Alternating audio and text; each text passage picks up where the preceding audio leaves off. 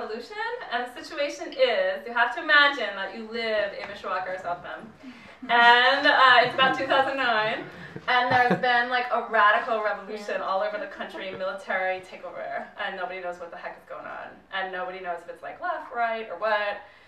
The overthrowers are kind of cute, so people are giving it some time to make up their mind, and that's what's happening. So this is spoken by a young lady who is like herded down into the basement of her apartment complex in Mishawaka, and she recognizes one of the people in the cadre that's in charge of them, and that's exactly where this starts. So it's that feeling of seeing somebody that you haven't seen in a couple of years, except they're in charge of the revolutionary cadre that has herded you down to a basement. You don't know how it's going to turn out, so you're just hedging your bets.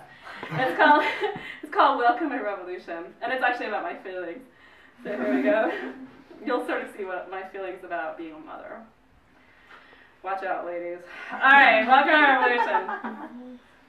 I heard you gave birth, that you named your kid after a star, but here you are with a beret in charge of this cadre and herding us into the basement of our building to be registered, photographed, and given new jobs to support the revolution. It's pretty funny and you look great. You just gave birth, but your skin is as supple and your eyes as bright as when I saw you at that party in February, and you were 6 months pregnant. Shiny hair, high heels, aqua scarf that matched your eyes, skin-tight black jersey dress hugging your bump. Now, even though you're running the show in the basement, I'm close enough to you to see the wrinkles around your eyes, and I wonder again how old you are, like I did at the party, and whether it was hard for you to get pregnant, let alone get in charge of this cadre. I think maybe you're going to get tired of me acting like friends with you while you're ordering everyone around.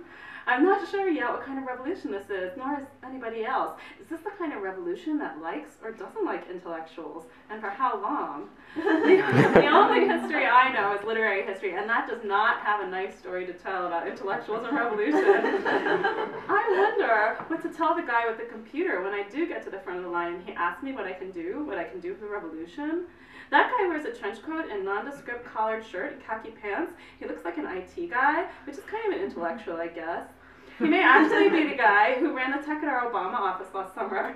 Having tech in the Obama office gave us an invaluable, glamorous, indefatigable feeling, as we were told and believed that John McCain had no tech in his offices, even though our office was in Mishawaka, Indiana, a place that in no respect could be described as glamorous, but in fact was the nadir of glamour, could strip the star of its glamour just by sulking nearby.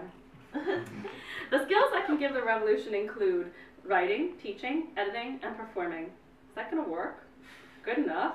Should I just say no skills and request training? I can't even cook. I can't watch babies or keep my car clean. Will you blow my cover? What answer do you want me to give? The line is long and I'm at the end of it, so I have a long time to think about the right answer.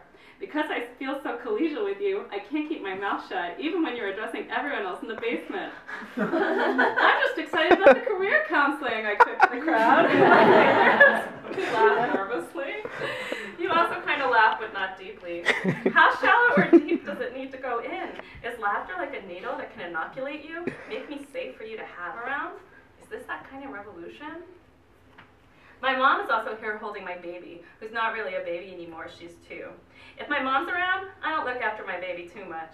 I wonder what my mom thinks of my baby minding skills. Well, I don't have any baby minding skills. I have art making skills. Last week I did an art project with my baby instead of turning on the TV, which was like my New Year's resolution for spring. We dipped colored tissue in glue and stuck it to a card. It looked pretty excellent, like a garden, but when I put it on the wall, she freaked out. No painting, she whined until I took it down. She rejected the art we made together. So where's your baby? I want to ask you, but I don't. I want to joke, having a baby is like a reverse amputation. It's like a graft, like a protrusion. When I was a kid, my brothers had these soldiers cast in some kind of metal, probably lead. They had a seam down their legs where they were made in the mold, and that's what having a kid is like. Not the seam, but the soldier, made of toxic and soldered to your mold. Anywhere you turn, they're lined up on the sill of your line of sight with their sights on you, blocking your view, babies. I don't say this because it's not strictly true. I don't see your baby anywhere, and I can only see my baby at the corner of my eye in my mom's lap wearing a dirty white shirt and no pants. I know. It's bad the kid has no pants, but we had to come down here like immediately, and what was I supposed to do? The revolution turned out to be like a tornado. For a couple hours we saw it coming, then it came, then we had to go down in the basement. It must be a pretty intense revolution if it has cells and cadres and chains that reach all the way out to Indiana. You look so glamorous here, again dressed in black with your mascara and lip gloss glowing going, like you're still pregnant, packing us all in, ranking and organizing us, and no baby in sight. Everyone's staring at me, I feel like, because I'm not taking care of my baby. So I go over and grab her and plunk her down in a corner where all the other babies are playing with toy cars, toy trucks, toy motorcycles. Every one of these vehicles is plastic and red. Is it that kind of revolution? Red? Or plastic? Or interested in transport?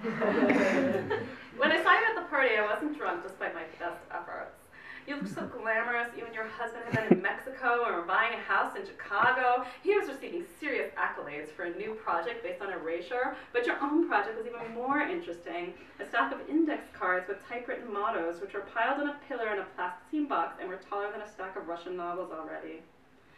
Text was something that could be erased or accrue, and it was really a material thing after all, and you could see it build up over time like a coastline or ebb away, and there were kelp forests, deep water trenches, fields of cool, fresh water that mixed up the bayous, a shipwreck, canneries, and hotels and motels and whorehouses and strip bars and family aquariums that made a go of it and flourished for a while and fell into disrepair on the edges of it and finally sunk into the water itself to be reclaimed by the kelp forest.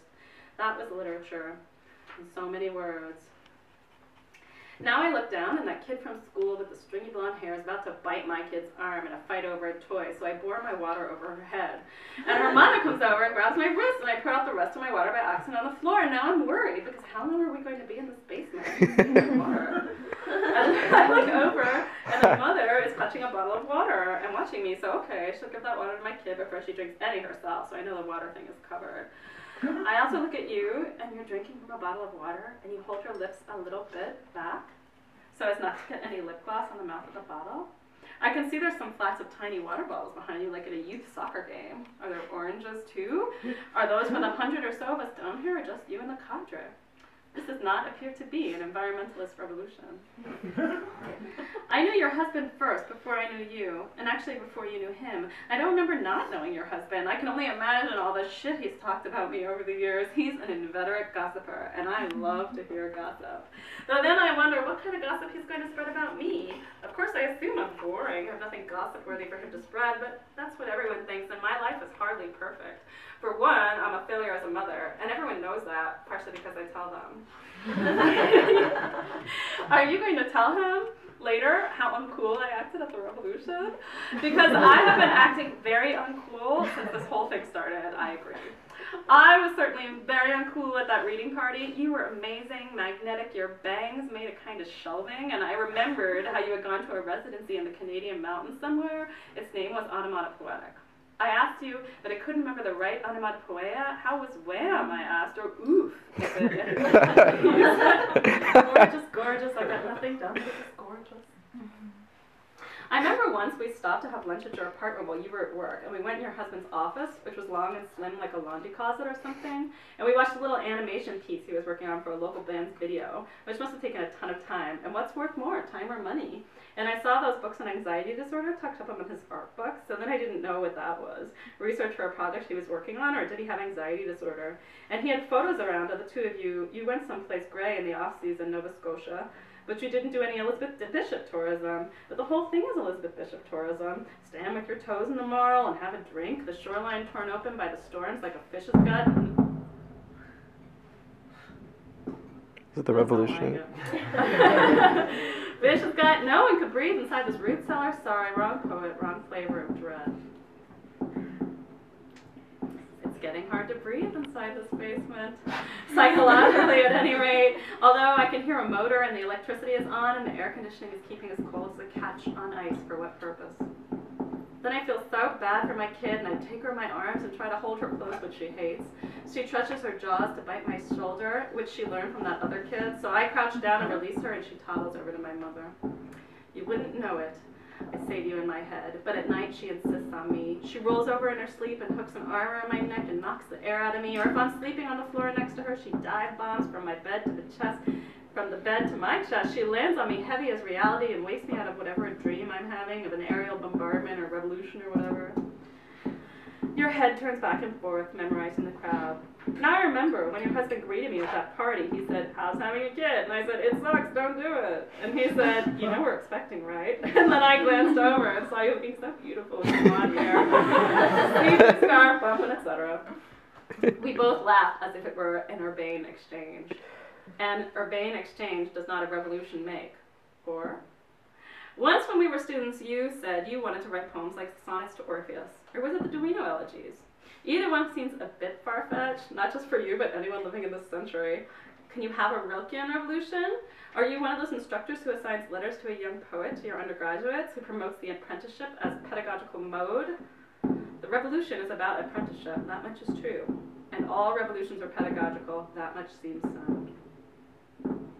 Everyone is stepping into a little glassed-in office to give their information to the man with the computer, several at a time. They can't seem to restrain themselves, and really you're being pretty lax. Why shouldn't you be? We're not exactly an ordinary bunch. Women, children, older and younger men, none of us conducting our lives with much a sense of purpose. Most of us just anxious to see how this revolution is going to turn out, what is going to come next. And we're happy we're not out there in the elements, being exposed to whatever was in that milky rain that showered the crowds we watched on TV.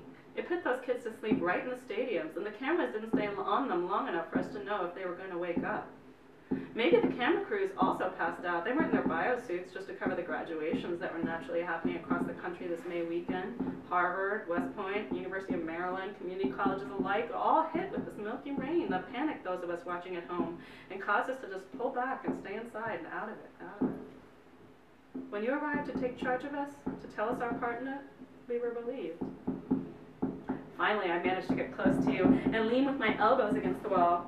I just can't believe you've been part of this revolution and having a baby at the same time. How long have you been involved in this? I asked you.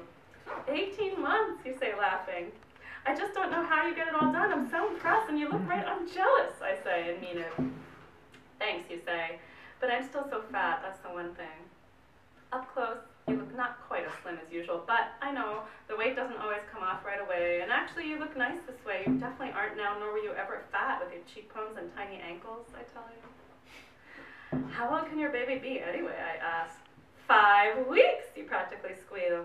Your lips are this gorgeous color where liquor and liqueurs meet in one glass, and one of them is fruit, and I never order those because all I can see when I look at that drink is spill. I love your lip gloss, I say. But what I mean is, I love you. I love this revolution. God damn. That's my entirely balanced take on motherhood.